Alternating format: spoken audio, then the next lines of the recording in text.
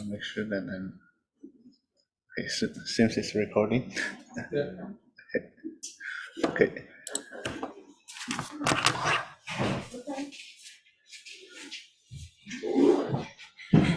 There's your talking. There's your talking. That's good. Yeah. Okay.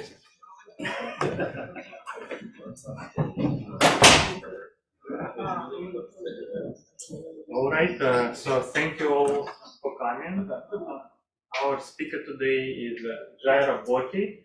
So he's visiting us from Penn State. He moved to Penn State recently. This is the end of his second year at Penn State. Before that, he spent many years in Catholic University of Chile in Santiago, and before that, Jairo got his PhD from INPA in 2000, I think. So he received many honors. He was an ICM speaker, and he is a member of Brazilian Academy of Sciences. He will tell us about, so he's an expert in dynamical systems, in particular on Lyapunov exponent, but his colloquium talk is going to be completely different, about hypergeometric means and their completion. Welcome. Andre, thank you for the invitation, the opportunity. Yeah, so this I changed the title, but it is the same talk.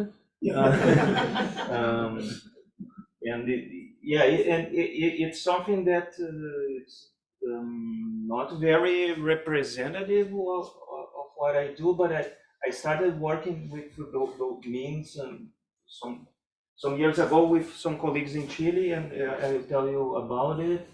And about hypergeometric, about 2 years ago, I knew nothing about hypergeometric functions, and I was actually a bit scared of them. So, but nowadays, I don't understand them very well yet, but I find this very interesting. So let me tell you about what the talk is about.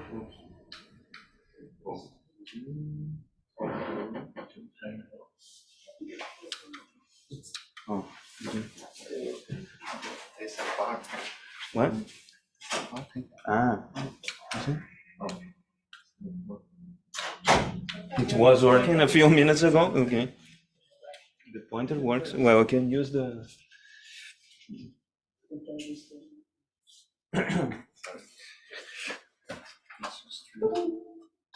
Oh, there's another one.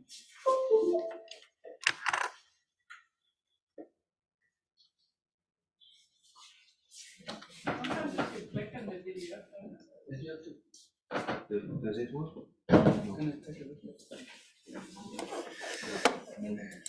Oops. Oh, there we go. Oh, no, but I clicked. Yeah, so this one works. Oh, this one works. Okay, thank you.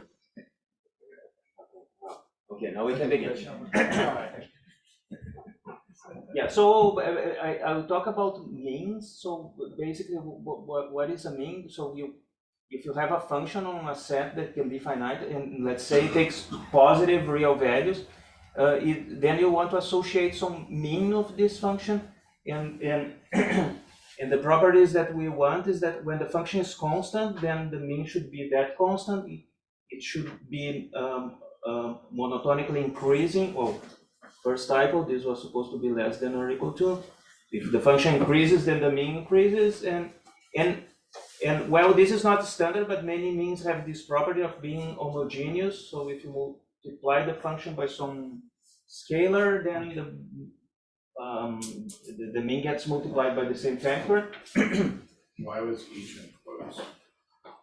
Oh, because if the set is not finite, then you must have to impose further conditions like integrability or something. So, but if the set is finite, then it should be for all functions. So of course, the basic example is the arithmetic mean, which is this, and it has a functional version. So so a tuple is just a function on a finite set, of course. And now for a function defined on a probability space, then you take the expectation, and this is natural generalization of arithmetic mean to something much more general. You also have the geometric mean, which is this, and then it also has a functional version that you integrate the log, and then you take the exponential, and this is the geometric mean again. And here is a family of means that includes those two. So they are called holder means or also power means. So they depend on a parameter.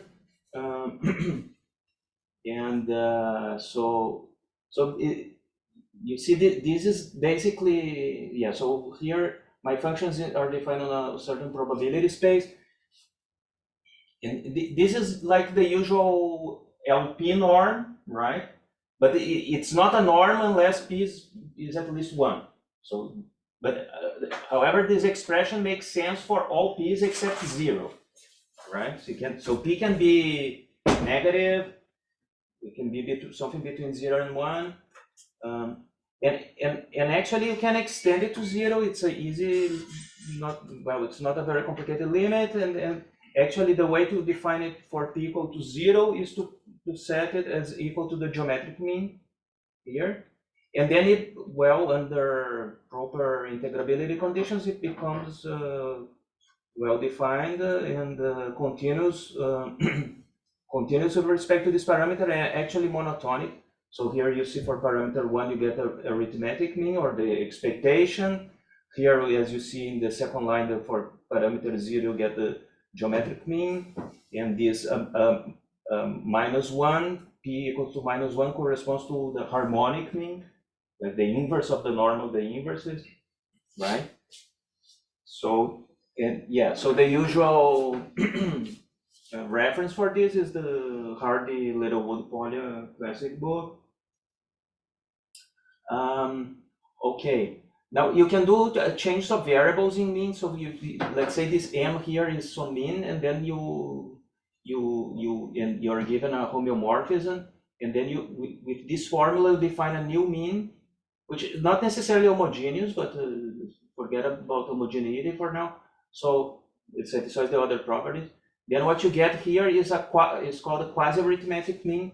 So of course the simplest example is the geometric mean itself, so because it's as you see, it's like a change of coordinates of the usual arithmetic mean. So this phi in that case would be the log, and here phi inverse is the exponential. But also, of course, the holder means are also quasi-arithmetic, because here you take a power, and here you take the corresponding inverse power. And yeah, so quasi-arithmetic means were studied by some people, and this was popular around the 30s. Some famous people there.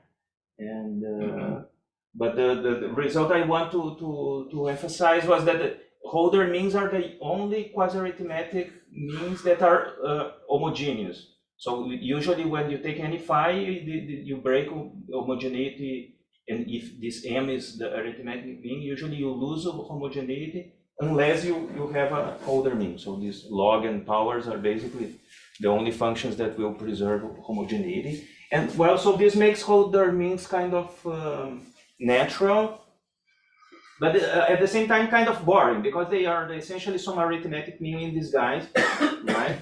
So so I think in my previous version of the title, there was something about nonlinear averaging, and so here is something which is not quasi-arithmetic, so it's truly nonlinear sort of average, and it's a very famous example.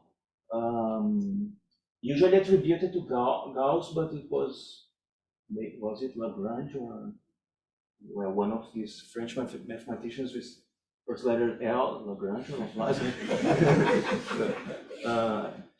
So yeah, so you take two positive numbers, and then you compute the geometric mean and the arithmetic mean. Of course, this one is less or equal than that one. So you get a smaller interval, and then you keep iterating that. So you get two numbers, arithmetic, geometric, arithmetic, geometric. So this sequence of intervals will shrink quadratically, so very fast, to a limit which is called the arithmetic geometric mean. Yeah, so and Gauss actually discovered this formula for the arithmetic geometric mean. So we give it, it's related to this elliptic integral. And so that, nowadays we don't care much about this perhaps, but it's the most efficient way of computing such an integral is to iterate in this procedure. Oh, and there's a whole book about the AGM, and it's also useful, it's useful if you want to compute pi with millions of digits. So there is an algorithm based on this, so it's something that has been studied. Okay, and here's another sort of mean. So the symmetric means. Yeah, so in the arithmetic mean you have a sum, in the geometric mean you have a product, and then you can, in between, you have all the elementary symmetric polynomials, and then you can use them to define some means. So here in the numerator, you see some arithmetic, this is the elementary symmetric polynomial of degree k in n variables. So this k is supposed to be between 1 and n. Okay, you make all the products of length k between different variables, and then you divide it here. We divide by the number of elements in this sum, which is n choose k, and then we take this root, kth root, to make it homogeneous. So this will be a mean again, and of course the extreme case k equal to 1 corresponds to arithmetic mean, and k equals to n corresponds to geometric mean. Oh, and here's a silly geometrical interpretation for, let's say, n equals 2 and n equals 3 and n equals 2. You take this box with 3 sides A, B, and C, and then you find a cube whose area is equal to the area of the box, and then the side of the cube you get is exactly this symmetric mean. Okay, this is really easy to verify, and of course it makes sense in any dimension, so it's slightly more geometric, not purely algebraic. Okay, and of course the symmetric means are related the symmetric polynomials are related to the elementary symmetric polynomials are related to coefficients of polynomials and how they relate to the roots of a polynomial. So this was studied by Newton and Maclaurin. So Maclaurin proved this set of inequalities. So the symmetric means are monotonic decreasing with respect to the parameter. So recall that this first one is the arithmetic mean and the last one is geometric mean. So again, you have another generalization of this AMGN inequality. So these are, here's Hardy Littlewood Poly as a reference again. Sometimes they are called Maclaurin means because of those inequalities. But those are still homogeneous. So from now on, everything will be homogeneous, always homogeneous. Yes. So we took care that everything. So this is homogeneous of degree k, right? But then there is this root that makes it homogeneous of degree 1. Okay. And by homogeneous, we just mean we can pull out positive scalars. Yes, exactly. Yeah. Okay, so now about the limit laws. Okay, so this law of large numbers says that if you take a sequence of independent and identically distributed random variables, so like you are throwing dice and keeping track of the results, and then the average should converge with probability 1 to the expected value of your random variable. So actually you don't need to be, the independence is not crucial, this can be generalized, and so we can see this as a ergodic theorem if you want. So independence is not really important. Now what if you, instead of computing this usual arithmetic mean, you use some other sort of mean, like the symmetric means. So actually it's a boring situation because you get basically the same result. If you fix k and symmetric means of degree k, you get exactly the same result. However, here is something more interesting. So what if this degree is allowed to vary with n? N is the number of variable of samples. And let's say it's asymptotic, or the quotient k over n is asymptotic to a constant c. Okay. Then what happens is that you get something different. Of course, if k were exactly equal to n, then you get the geometric mean.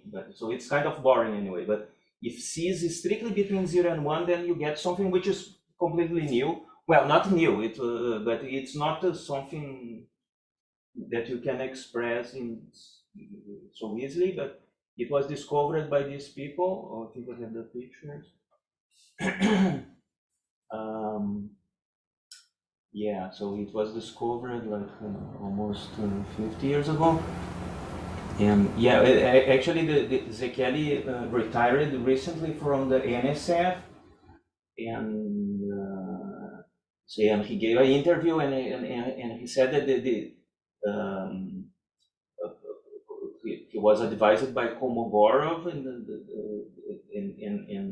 this was somehow suggested by Kolmogorov. Why was it computable in quotes?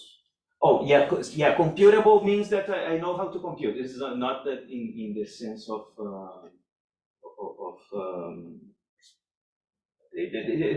I will tell you how to compute. It's not just an existence limit. I know, we know how to find this number. Yeah, and yeah, so this actually following Hardy Littlewood Poly to use these Gothic letters for the means, and yes, and this parameter minus c. Or why I take the negative? Why this will become more clear later. Yeah, so I will tell you what this limit is. So here it is. So yeah, so initially this this parameter c is between 0 and 1, so minus c is between -1 and 0. But actually I call the extended Halas-Zekeli means. They are defined for all real values of the parameter. And here's a funny formula. Well, this is the case of positive parameter. So let's try to interpret this. So here, so focus first on this part. So so f is a positive function defined on this probability space. To avoid a very complicated statement with integrability conditions, let's just assume that this function is bounded away from 0 and infinity, so I don't need to worry about integrability. Okay, so here what you see here, this quotient is a average of f, but with different weights. So this function g is a selection of weights. So basically you have a function, let's say here's your probability space, and then you have this function f, which is positive. If you were asked to maximize, suppose you don't have this term in parentheses. Suppose you were asked to maximize this integral of f and g divided by integral of g, and you sup over g. Then of course the solution is try to find the place where f is bigger, that is the maximum, and somehow put most of the charge of g there. Right, and then this will give you the maximum. However, there is this penalty factor. If you try to do that, then what you see here is actually the numerator is a geometric mean, and the denominator is a arithmetic mean. So what you see here is something between 0 and 1. So in this penalty factor, if you take this sort of g, the difference between the quotient between arithmetic and geometric in this case will be very close to 0, because the arithmetic mean of this function g and the geometric mean are very different. So actually the penalty for trying to do this is huge, so it's not worth it. So you need to find something else. Yeah, so anyway, you get this funny variational definition. It's not the way they do it. I found this much later. Yeah, so this is what happens for positive parameter. If you think a bit, if the parameter is negative, because, oh, it has this power here, that's how the parameter enters the business. If it's negative, then you still want this to be a penalty of doing stupid things. So you need to use the inf instead. So, and finally, when the parameter is 0, this, for some reason, what you get, the natural thing to have is just a geometric, arithmetic mean. Yeah, so this looks a bit complicated, but I will show an example. Yeah, so just observations that actually this only depends on the distribution of the function, this, let's say, cumulative distribution function, if you prefer. And something which is not obvious, but is true, if the parameter is exactly -1, what you get is the geometric mean. So here are some specific plots. I took this the function, identity function, but by probability space is Lebesgue measure of 1, 2. So let's say we are computing the average of this uniform distribution in the interval 1, 2. If the parameter is 0, you get the geometric average, the arithmetic average is exactly 1.5. And if the parameter, this parameter varies, you get something else. And those are the functions G that attain either the supremum or the infimum, my funny formula. And well, this, and there is an explicit way of finding this function. So I call the function that attains the supremum or the infimum equilibrium state, because of dynamical systems, but but it's given explicit by a solution of some equation that it's not too hard to solve. But this is more technical details, and I can easily find these graphs using any computer system. So it's something computer. And here's the theorem again. Is the arithmetic geometric mean an example? Yes. So the arithmetic is exactly here, parameter 0, and the geometric is at parameter -1. In my picture, they are very close together, but yeah. So here's so 0, parameter 0 is arithmetic, parameter -1 is geometric, and all the others are something else. So that one that Gauss thought about, that arithmetic geometric mean? Oh, yeah, no, oh no, that one we'll get there. Oh, yeah, you mean the AGM, sorry, yes, yeah, we'll get to that one. Yeah. Gauss AGM, yeah. It's not of this type, it's something else, okay? But it is related, I want to show you. Okay, so, yeah. Okay, this was a more recent result that gives some speed of approximation, but let's just forget about this. Okay. Now I go to a completely different sort of problem. So another set of family of means. In the end, I'll try to combine all of them somehow. So here's a completely different problem. You have a linear operator, let's say in Rn, and now you take a unit vector, so a vector in the unit sphere, and you apply the operator, and then you measure the norm. So these double bars always mean Euclidean norm, okay? And now we want to average this function. And since we like the Holder means, we average, take the Holder average, so we get those averages depending on this parameter P. And as usual, when parameter is 0, then it should correspond to the geometric average. So I have a whole family, one parameter family of averages of an operator.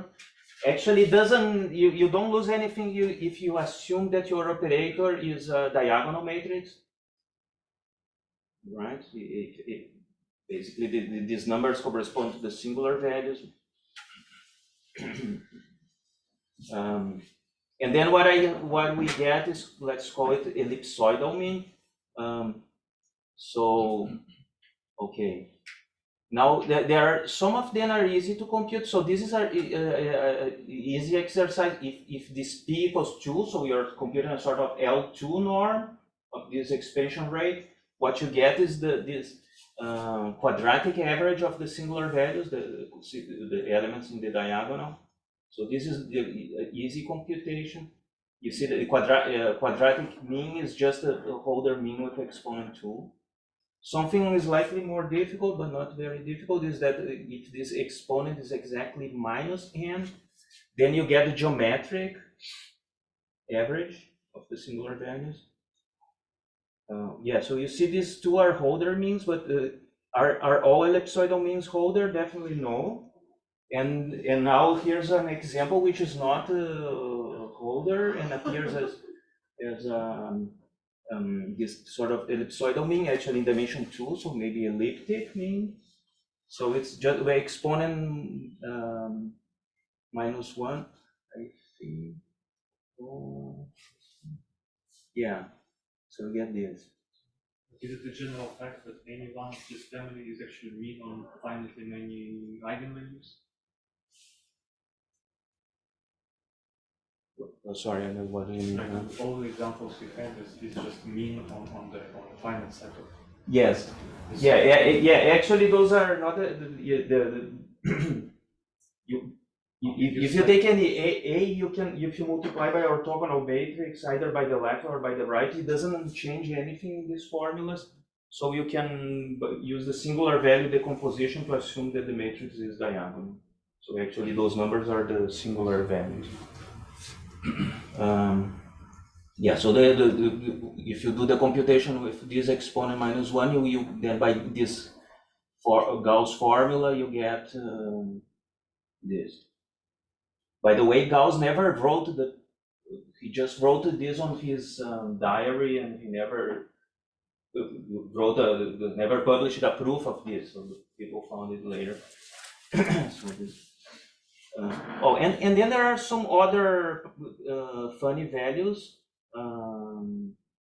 Also, actually, when you change the sign here, then what you get is 1 over 2 pi times the perimeter of the ellipse with the given semi-axis A and B, which is a famous integral that you cannot solve with calculus 101, right? So it's yeah, so it also appears here, and yeah, so this has a generalization. So there are, and it's I mentioned here some other quantities that may be interesting or not to you that are somehow related to this ellipsoidal mean. So it may be interesting, okay? And yeah, now how about limit laws? What happens if you increase the dimension? So it's the same philosophy. I introduce some means that depends on parameter, and then I try to compute sorts of laws of large numbers. So I averaging more and more stuff and try to say something interesting. So, okay. So let's say you have a sequence of matrices that the dimensions are increasing. Yeah, we can assume that they are diagonal, so sequence of vectors if you want, and those entries here, they have a well-defined limit statistic. So if you take this distribution of those entries for the nth matrix, it converges weakly to something, right? So it has a well-defined statistics, and then okay, so if you fix this parameter. Fix the parameter p, and then you take increasing and increasing matrices. The limit you get is the quadratic mean of this mu. So basically, the quadratic mean of those singular values. I think in all theorems, I try to avoid the complications of integrability conditions here. So I assume that this entries here to be bounded away from 0 infinity. Yeah, so we have this theorem. Quadratic mean that's the Frobenius norm? Yeah, exactly. Yes, it's called the Frobenius norm. Yes, good. Okay, there are some estimates by Brieve in 2004. Yeah, actually, this is the theorem I consider kind of boring because the limit is not something, a new object, but still I want to tell you quickly about how a short proof of this. So if this expansion rate function, as we have just seen, it's a square. The L2 norm is the Frobenius norm. So it means that the arithmetic average of the square is this, the Frobenius norm square. Of course, this I'm assuming the singular values to be bounded away from 0 and infinity. So this function, it's an easy exercise to see that this function becomes Lipschitz on the sphere with bounds. You know how Lipschitz constant. And then there is something called concentration of measured phenomena. If you have a sphere of high dimension and a function which is Lipschitz, it turns out that it's constant on 99% of the space. So it's this very strange thing, counterintuitive, but it's a fact of high dimension. And then, therefore, this function here is almost constant in most of the space if n is large enough. And therefore, if you fix p, this exponent, and then you average, what you get is more or less this constant. Okay? If p is fixed, so that's the end of that's the proof. So the proof of this theorem. So those limits converge to this quadratic average. Okay. Yeah, but as I say, I don't consider this very exciting because the limit is just a quadratic average, which is not new.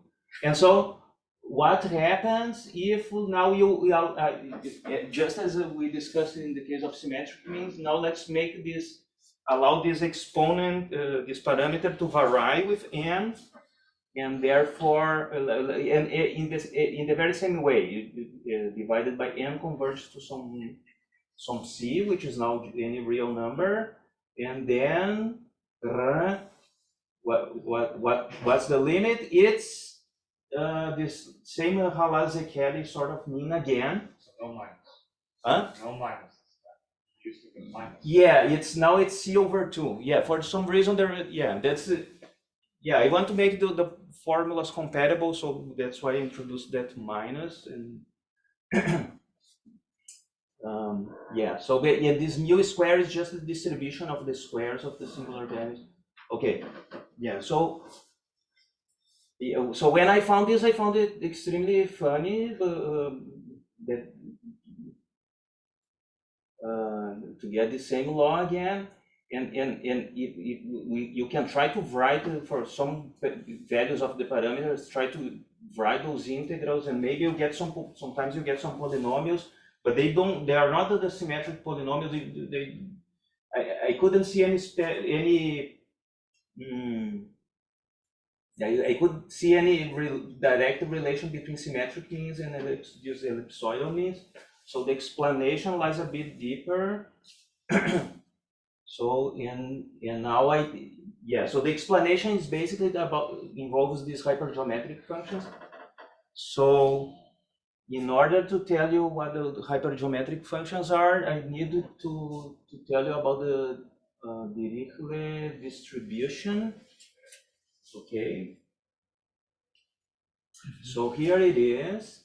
So it's a distribution, actually a family of distributions on the simplices. So here, this is the standard unit simplex in Rn. So it has dimension n-1, right? This sort of object, right?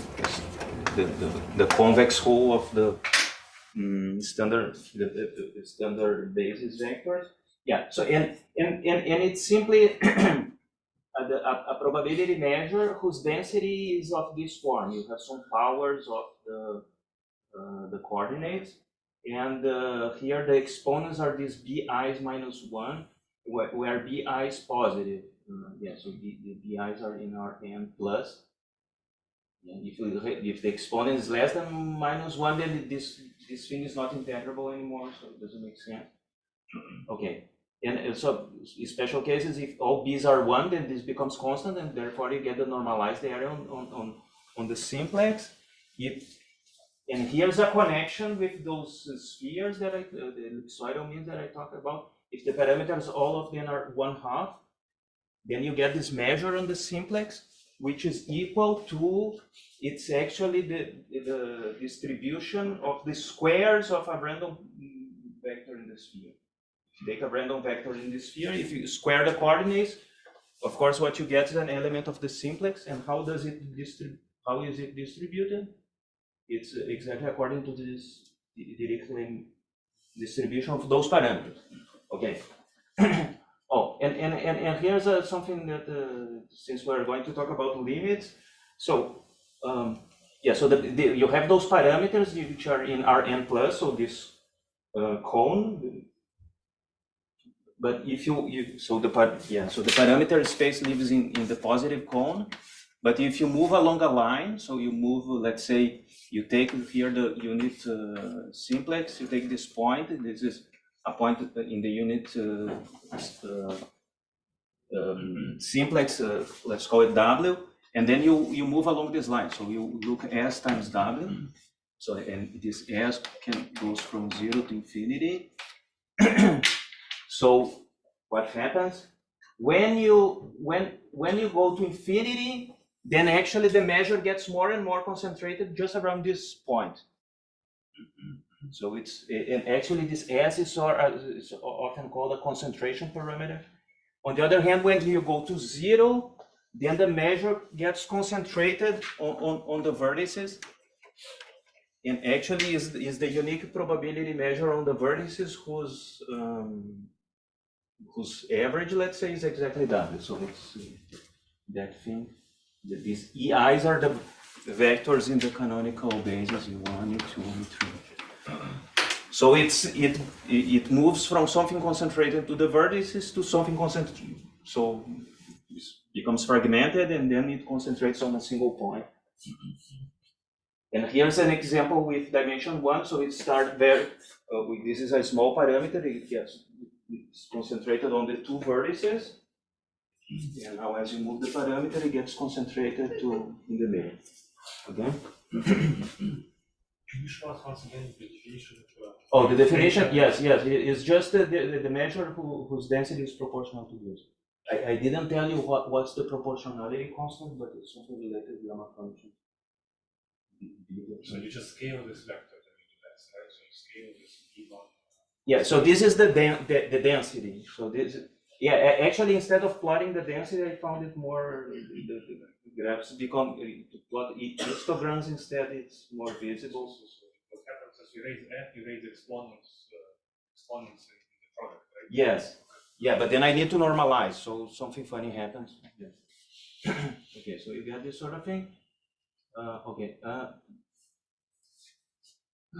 going a bit slow, but there is a very fundamental property of this this family of measures is that if you take this unit simplex and if you flatten along, if you do this sort of mapping, map to another simplex of a smaller dimension by summing some of the coordinates, then the Dirichlet here projects to Dirichlet there, and you can try to figure out what's the relation between the parameters. I don't want to get too technical, but this is a very important thing. Okay, so you can aggregate. Yeah. Actually, I can tell you what happens with the parameters. Just you just need to sum the parameters as along this. So you just sum the way the parameters behave is following the same formula basically. So this is called aggregation property. And there's also another property, which is the disintegration along this projection. The conditional measures are somehow Dirichlet on these slices. Interpret this in the correct way.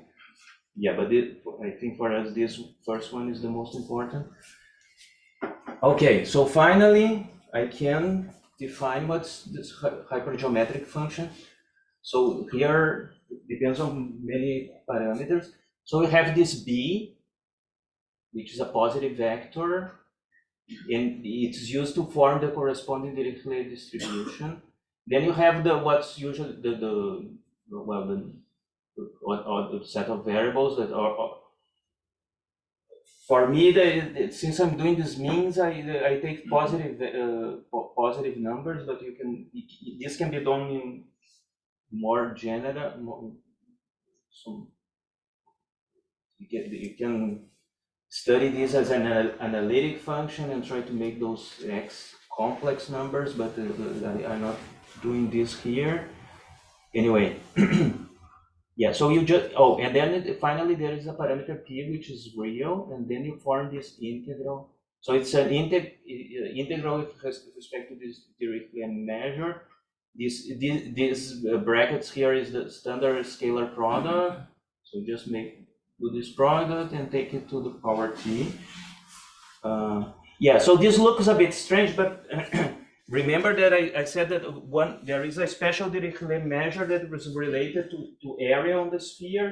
And so if you translate things, it's just a simple exercise by change of coordinates. It tells you that these expressions that we are considering later, this the integral of the expansion rate of a linear operator to the power p, this is a particular case of that thing. So it is some hypergeometric function. Okay, so, and therefore, well, and therefore the AGM and all the perimeter of the ellipse, all of them are particular instances of hypergeometric functions. Yeah, so this function RT was introduced by Carlson. I will discuss more about this later. It's homogeneous with respect to on the variables x. So if you multiply all of them by lambda, then you get a lambda to the t here. Homogeneous. So homogeneous of degree t. It's symmetric under perturbations of permutations of the indices. If you permute x variables and b variables in a coherent way, then you get the same value. And it has this aggregation property. Whenever you have two x variables that are equal, you can reduce the dimension just by summing the corresponding b's and forgetting about one of those repeated x variables. And this is something related to this aggregation property of the that I mentioned. Yeah, and then there's lots of other properties that some of them are useful for me, and some I don't know. Yeah, so usually the hypergeometric function, the classical hypergeometric function introduced by Euler appears as the solution of a funny differential equation that has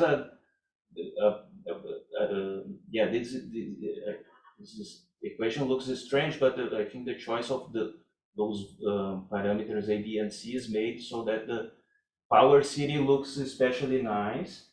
And then Euler also discovered some integral formula for this.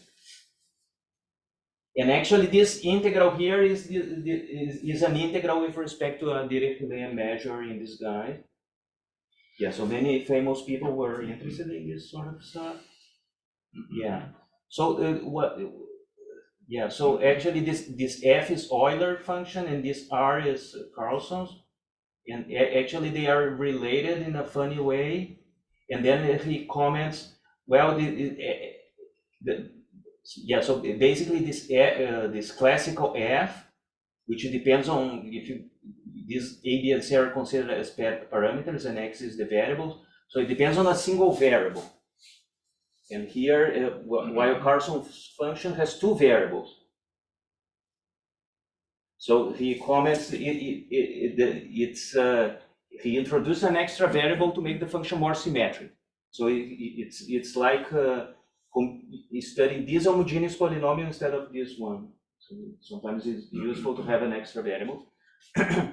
And so his function is directly related to this Euler's function in dimension 2, and in higher dimensions it's related to some of functions studied by other people in the 19th century.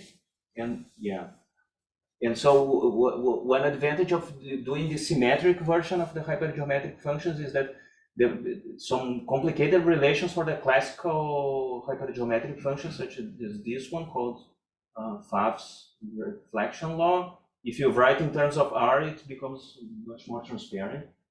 So I think, well, I found this nice. Of course, the modern approach to hypergeometric functions, which started from Riemann, is about the monodromy of this equation. So I don't, and this is something that Carson doesn't discuss. So, but there should be some way of understanding this in more modern terms. Anyway, I give you here some references. We wrote a book about this. Okay, and now you take the root and then you get a mean. It's like as before. So this function r was homogeneous of degree t, but I want it to be homogeneous of degree 1, so I take the power 1 over t. And then this Carson did, he called it hypergeometric means. So I find it nice because actually the modulo this power that corrects the homogeneity, so the hypergeometric functions are means. So many of the properties of the hypergeometric functions, at least for me, become more transparent once I keep this in mind. Yes.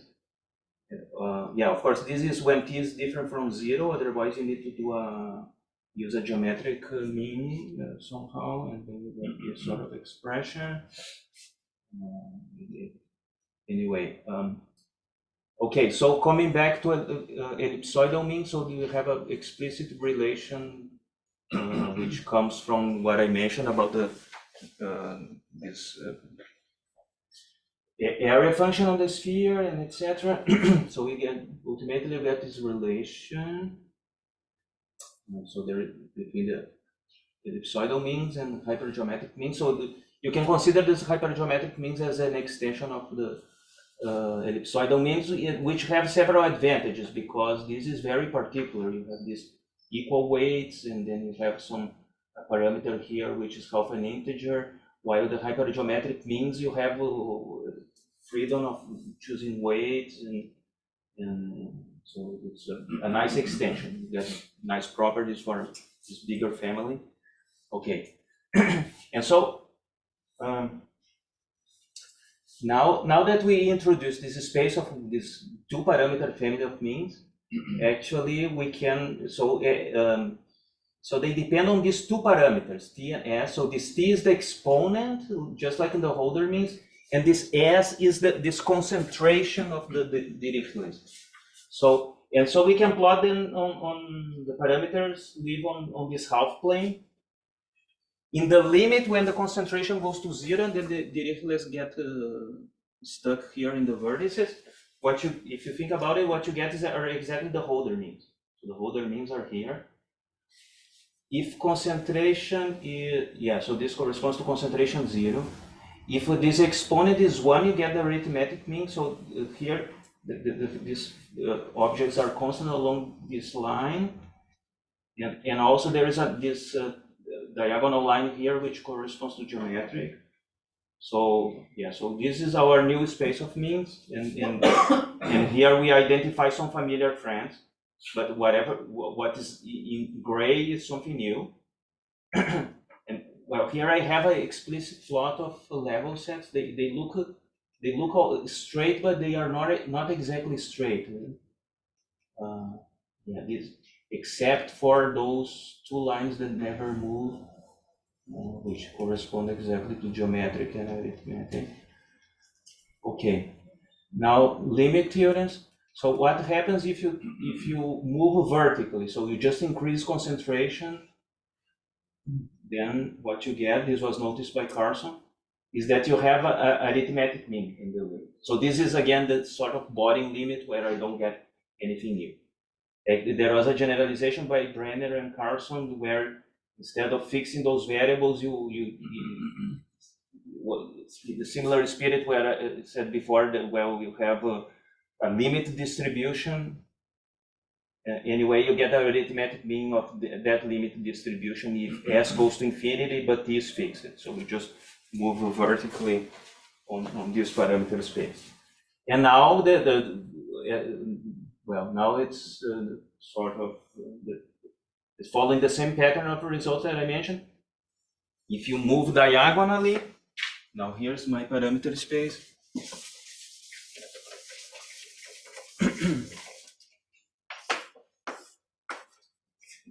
these two parameters, so this T and this S. It is, instead of moving like this, I move diagonally. Then what I get is exactly those Halazzi-Kelly means. So that's why I wrote this lambda as a parameter. So lambda is basically the slope, or actually 1 over the slope of this line here. So this is a limited result that extends some of the others. Actually extends all of the previous ones again. Yeah, and these mu n's are just some distributions that are converging to some mu, and then we get this sort of limit result. Yeah, so, okay. I still haven't explained the connection to the symmetric functions that I mentioned at the beginning. I'll leave this to the end, because this statement itself is not completely satisfactory, because there is something missing here. So these mu n's that are appearing there are just recall that the hypergeometric function depends on these variables x, and also on these numbers, SW1, SWN. These are exactly the b's. This is B1, Bn. So and S is just the sum of the b's. So this W belongs to the unit simplex. So these mu n's are just the distribution. These probability measures are.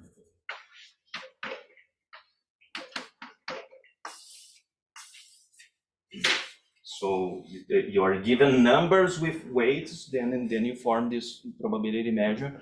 Okay, and this is what's going there in the formula. However, if you look this probability measure, this is finite dimensional. Okay, so this is a discrete probability measure, which is not very satisfactory. You should be able to compute the averages of measures that are not only discrete but continuous. So there is something to be done here. So we need to extend these hypergeometric functions to infinite dimensions. So yeah, so this is what I'm going to discuss. But yeah, actually, well, this is a pictorial way of seeing this result. Is just that we are looking what happens as you go along lines to infinity. So this is a sort of projective compactification or celestial sphere. So you just look to things that are very far away, but what's important for you is not the distance but the direction. So it's like the night sky. It's like a snow globe. Huh? Like a snow globe. Yeah. Yeah. Okay, so it's a sort of compactification, but but as I said, it's still unfinished because of this discreteness of those measures. So we want to extend this to have a sort of functional or infinite dimensional version of these means, and this was done. So we need to extend these Dirichlet measures from the simplex to something of infinite dimension. Well, the simplex is just a space of probability measures on a finite set. Every unit vector is just a probability distribution on a finite set. And each Dirichlet measure itself is a probability distribution on those set of probabilities. So you can think as a bag of loaded dice. Each of them gives you a different probability on a finite set. And now this has a very natural generalization to infinite dimensions. So this was done by some people. Yeah, this paper is extremely very highly cited, and then Ferguson. Well, some people attribute to other people as well, and it's usually associated to Ferguson. Yeah. So basically, it says the following. If you are given this probability measure in somewhere, some space, omega, if you take a finite partition, so you're not given a probability measure, you're given a finite measure, beta. So this generalizes this B1, Bn, right? So this is a finite measure, but it's not necessarily normalized to 1. It's not a probability. And then now we will define some random probability specified by this parameter beta. And this random probability will, if you look, so it's here is mu. If I evaluate this on those sets, forming my partition, A1, A2, etc., A3, then I get a vector in the unit, because the sets are disjoint and form a partition, I get a unit vector, a vector in the unit simplex. And how is it distributed? Oh, there's another type of here. It's supposed to be distributed Dirichlet with parameters. This was supposed to be beta. The distribution of this random vector is beta with those parameters. So this is called the Ferguson-Dirichlet process or measure. And then I try to use a similar notation. So I did capital theta index sub beta. And if you think a bit about it, this would be completely meaningless unless the Dirichlet had this. It's only meaningful because Dirichlet has this aggregation property. Otherwise, it wouldn't make any sense. It's a bit, if you know the Poisson point process, is the similar sort of business. Okay, and then you can just follow your nose and define what should be the infinite dimensional or functional version of hypergeometric means, and then everything works. Right? So you just integrate with respect to this measure. Of course, this integral is doesn't seem very practical, but actually there are some tricks you can do to make this computable. So does the function RT beta characterize beta? So if you know RT beta, do you know beta immediately? I think so. This is sort of inverse moment problem. Yeah. I think so. Yes. Yeah, I get it.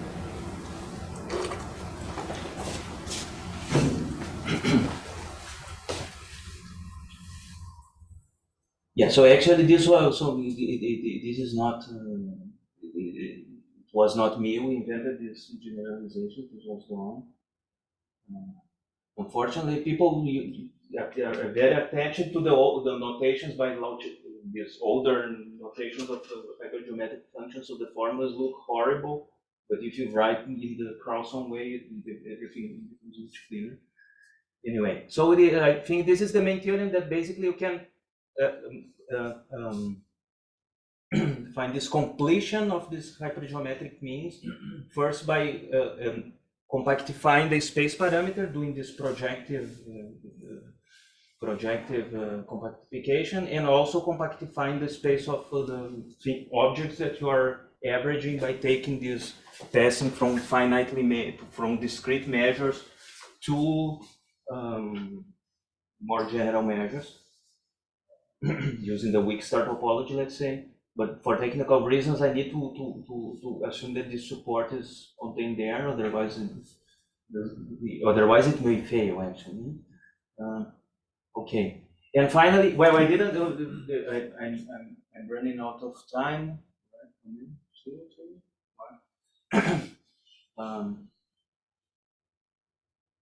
Yeah. So what about the symmetric means? So what's the solution of the puzzle? What has this Lazekeli means have to do with the symmetric means?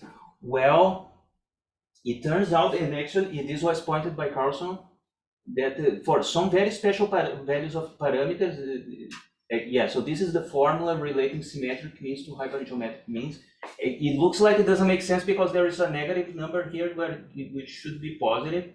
But for these particular values of the parameters, you get something which is a polynomial, and it turns out to be, for those special weights, it turns out to be positive. If the variables are positive, so it makes sense. So we can go beyond this half plane and put the symmetric means in the picture. So if you, this first, I use a different, this should be subscript, but anyway, this is T and this is S. So this corresponds to negative S, so you are here like below the horizon. And this discrete, this set of points are the symmetric means, which depend on these two discrete parameters. And so this original Alazekeli law was if you move sort of diagonally here, so here kind of following a line, you get some limit, which is exactly the same limit if you go in the other direction. So these two things connecting here. And yeah, so I'm out of time, but I just want to mention this. Actually, when we started working on, I started with some colleagues back in Chile working on this. Actually, we saw this Alazekeli law as a particular case of something that we call law of large permanence, that was later improved by Roy and Balog. Well, this is a topic of another talk, but it's another sort of average involving permanents, which are permanents are like determinants without the negative signs. So is this part of something bigger? And then the final thing I want to mention is that actually there are other larger families of hypergeometric functions that, and Carlson wanted to make his theorem more complete and reobtain other and symmetrize other classical functions. So he introduced a lot of hypergeometric functions of a matrix argument, and this is something I never found anybody commenting on this. Actually, the permanent is a special case of this hypergeometric function. So all of these may be part of even bigger picture. Yeah, that's what I want to say. Thank you.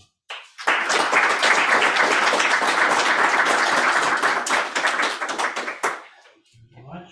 Questions, please? Yes, it's my duty to ask the question. Tell us about the Gauss, when you do arithmetic, geometric, right? Yeah. What is it called? I forget. Arithmetic geometric mean AGM. You can do exactly the same with your symmetric stuff, right? So for example, you can do geometric and then one of the symmetrics. Let's say polynomials of degree 2. You can convert some. Yeah. It also belongs to the same family. Yeah, I think actually many people since the 19th century they try to do that, and there are like about four situations where people can identify the limit, some iterations. Usually, if you start iterating, you get something that's no closed formula for. But you can prove it, it's a mean, right? Yeah, it's a mean, but it's some strange object. And there are some cases which people understand, very peculiar cases. There's a sort of cubic version, but all of them, the ones that are understood, all of them are related to hypergeometric functions in a way of a norm.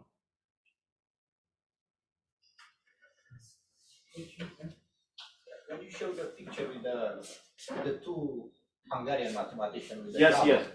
you showed something like a symbol, like an S, like a So, graph. sorry. Let me show you. Oh, it's in the very beginning. Halazin. Yeah, there. No, Oh. the S one. Next slide. Oh, here? No, next slide. This one more slide. Let's see. That one. Do you have something like a logarithmic concavity about this? Yes. Yeah. I didn't discuss anything about concavity, but yes, there is. I can't tell you from the top of my head, but it's log concave in some region and log convex in another. Oh, okay. Yes. Because this is something that the Hölder is. Exactly. Yes. And these are called the Holder. Yes. Exactly. Yes. The Holder norms. There is some log concavity thing, and actually also the symmetric. Yeah, so I mentioned Maclaurin inequalities, but there are also Newton inequalities, which are exactly this log concavity. I'm not sure it's concavity or convexity, whatever it should be. In this discrete set of parameters, it still makes sense. And these are called Newton inequalities. Yeah, so they have also this interesting log concavity or convexity property. Well, I think all of those means that you can ask those questions, get some interesting answers. Let's end Jairo again. Thank you.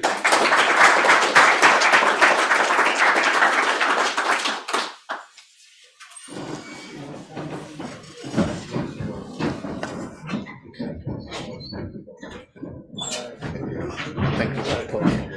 So I'm going to stop the recording.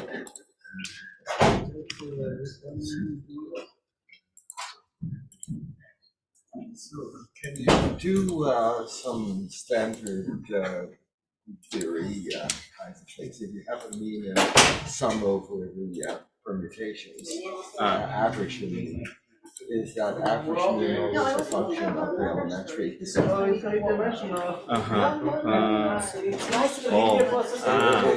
I think I see what you mean. So like in representation theory. Yeah. Variant theory. Yeah.